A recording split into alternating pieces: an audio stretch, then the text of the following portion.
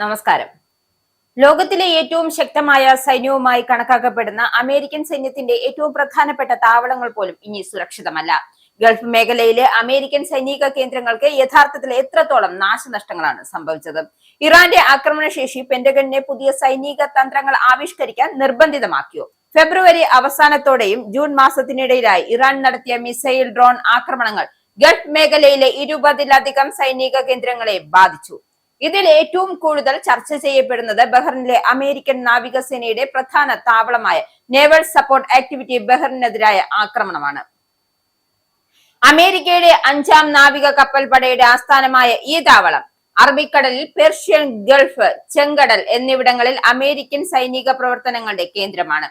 American സൈന്യം ഔദ്യോഗികമായി താവളത്തിന്റെ പ്രവർത്തനങ്ങളെ ആക്രമണം കാര്യമായി ബാധിച്ചിട്ടില്ലെന്നും ആരും കൊല്ലപ്പെട്ടിട്ടില്ലെന്നും അവകാശപ്പെടുന്നുണ്ട് എങ്കിലും പുറത്തു വന്ന അന്വേഷണ റിപ്പോർട്ടുകൾ വ്യത്യസ്തമായ ചിത്രമാണ് കാണുന്നത്. അതായത്, ഇറാന്റെ കൃത്യതയേറിയ ദീർഘദൂര മിസൈലുകൾക്കും ഡ്രോൺ സാങ്കേതിക വിദ്യയ്ക്കും മുന്നിൽ ഗൾഫ് മേഖലയിലെ അമേരിക്കൻ സൈനിക കേന്ദ്രങ്ങൾക്ക് മുമ്പത്തേക്കാൾ കൂടുതൽ ദുർബലമാണ് എന്നാണ് വിലയിരുത്തൽ. കഴിഞ്ഞ ഏതാനും വർഷങ്ങളായി ഇറാൻ വികസിപ്പിച്ചെടുത്ത മിസൈൽ ഡ്രോൺ സംവിധാനങ്ങൾ പശ്ചിമേഷ്യയിലെ ശക്തി സന്തുലിതാവസ്ഥയെ നിർണായക മാറ്റങ്ങൾ നിരീക്ഷിച്ചു എന്നാണ് നിരീക്ഷകർ ചൂണ്ടിക്കാട്ടുന്നത്.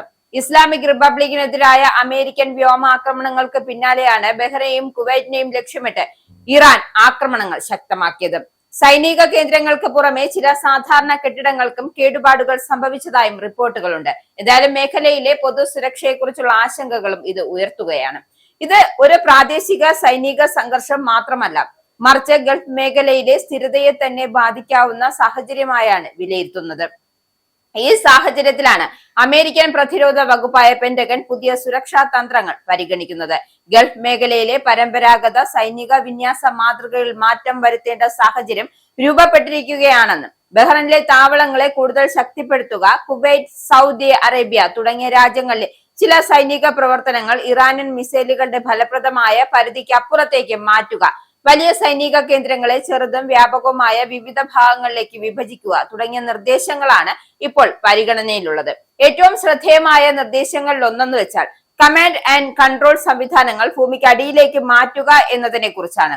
ആധുനിക മിസൈൽ സാങ്കേതിക വിദ്യയുടെ വളർച്ചയോടെ പരമ്പരാഗത സൈനിക ആസ്ഥാനങ്ങളെ ഒരൊറ്റ ആക്രമണത്തിൽ തന്നെ തകർക്കപ്പെടാനുള്ള സാധ്യത വർദ്ധിച്ചിരിക്കുകയാണ്. ഇതിനെ പ്രതിരോധിക്കുന്നതിനാണ് ഭൂഗർഭ ബങ്കറുകൾ, ശക്തിപ്പെടുത്തിയ കമാൻഡ് സെന്ററുകൾ, വികേന്ദ്രീത ആശയവിനിമയ സംവിധാനങ്ങൾ എന്നിവ വികസിപ്പിക്കേണ്ടതുണ്ട് എന്ന് പെന്റഗണിലെ ഒരു ഭാഗം ഉദ്യോഗസ്ഥരുടെ നിലപാട്. ശീതയുദ്ധകാലത്ത് അമേരിക്കയും സോവിയറ്റ് യൂണിയനും സ്വീകരിച്ച മാതൃകകളിലേക്ക് അമേരിക്ക ഉയർത്തുന്നുണ്ട്. എന്തായാലും സാമ്പത്തികമായി ഈ സംഘർഷം അമേരിക്കയ്ക്ക് വലിയൊരു തിരിച്ചടിയാണ് സൃഷ്ടിച്ചിരിക്കുന്നത്. യുദ്ധത്തിന്റെ ആകെ ചിലവെന്ന് പറഞ്ഞാൽ അത് ഏകദേശം $29 ബില്യൺ ആണെന്നും പെന്റഗന്റെ കണക്കുകൾ വ്യക്തമാക്കുന്നു. എന്നാൽ സൈനിക താവളങ്ങൾക്ക് സംഭവിച്ച നാശനഷ്ടങ്ങൾ ഇതിൽ ഉൾപ്പെടുത്തിയിട്ടില്ല.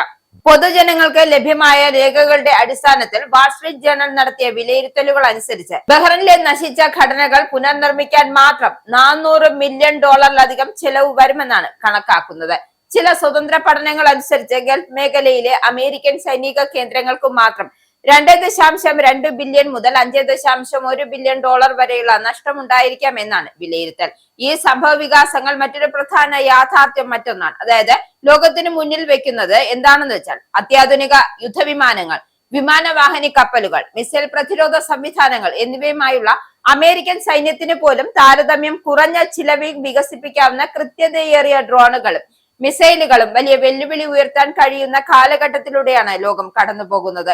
ഉക്രൈൻ യുദ്ധത്തിന്റെ പശ്ചിമേഷ്യൻ സംഘർഷങ്ങളിലും ഇത് വ്യക്തമായി പ്രകടമാകുന്നുണ്ട്.